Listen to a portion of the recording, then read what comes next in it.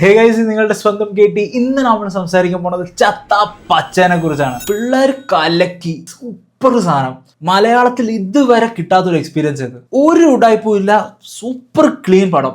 നമ്മുടെ wrestling fight sequence ഒക്കെ ഉണ്ടല്ലോ, ചില സമയത്ത് ചില ഏറി കയറ്റുന്ന സാധനമൊക്കെ ഉണ്ട്. എന്താ സീക്വൻസ്, എന്താ ഷോട്ട്, എന്താ ഫീല്. കാണുവാണ് ഇങ്ങനെ കാണണം. ഒരു ലോക്കൽ തിയേറ്റർ, കുറച്ച് പിള്ളേര്, ബഹളവും ഒച്ചപ്പാടും മാത്രം. സത്യം പറയാലോ, ആദ്യത്തെ കുറെ ഒന്നും കേൾക്കാൻ പറ്റിയില്ല. കാരണം അമ്മാതിരി എനർജി ആയിരുന്നു.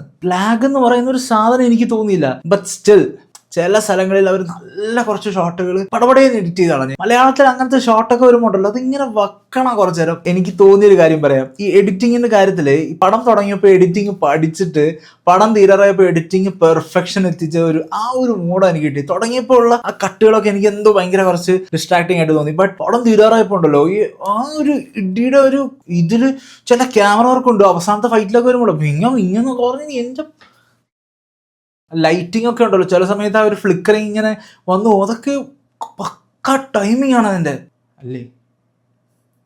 അതെ, ചെണ്ടമേളൊക്കെ ഉണ്ട്. ഈ ഷാൻ റഹ്മാൻ കരത്തിലൊക്കെ അടിച്ചു പൊളിച്ച് മാറ്റിക്കളഞ്ഞ പോലെ ഉണ്ടല്ലോ, അതേപോലെ ഒന്നും അല്ല, നല്ലതായിരുന്നു. മലയാളത്തിൽ ഫസ്റ്റ് ടൈം ഇതേപോലത്തെ ഒരു എക്സ്പീരിയൻസ് ഡയറക്ടറിനെയും ടീമിനെയും സമ്മതിച്ചിരിക്കുന്നു. നിക്ക് പോകുന്നതിന് മുമ്പ് എടുത്തു പറയേണ്ട ഒരു സാധനങ്ങളുണ്ട്. ഡമ്മോ, ഇവന്മാരുടെ ഫിസിക് ഉണ്ടല്ലോ, വിശാഖ്, റോഷൻ, പിന്നെ ഒരു പുള്ളിക്കാരുണ്ട്, പേര് മറന്നു. എന്റെ അമ്മോ, എന്താ ഫിസിക് എന്ന് പറഞ്ഞാൽ 5% ബോഡി ഫാറ്റ് പോലെ ഇങ്ങനെ ഒരു നിപ്പുണ്ടോ ആ ലൈറ്റിങ്ങിൽ. എന്റെ കൊതിയായി പോകും സ്ക്രീനിൽ ഇതേപോലെയൊക്കെ വന്നൊരു ബോഡിയൊക്കെ ആയിട്ടുണ്ടല്ലോ. എന്താ സ്ക്രീൻ പ്രസൻസ്, മാസ് എനർജി. അപ്പൊ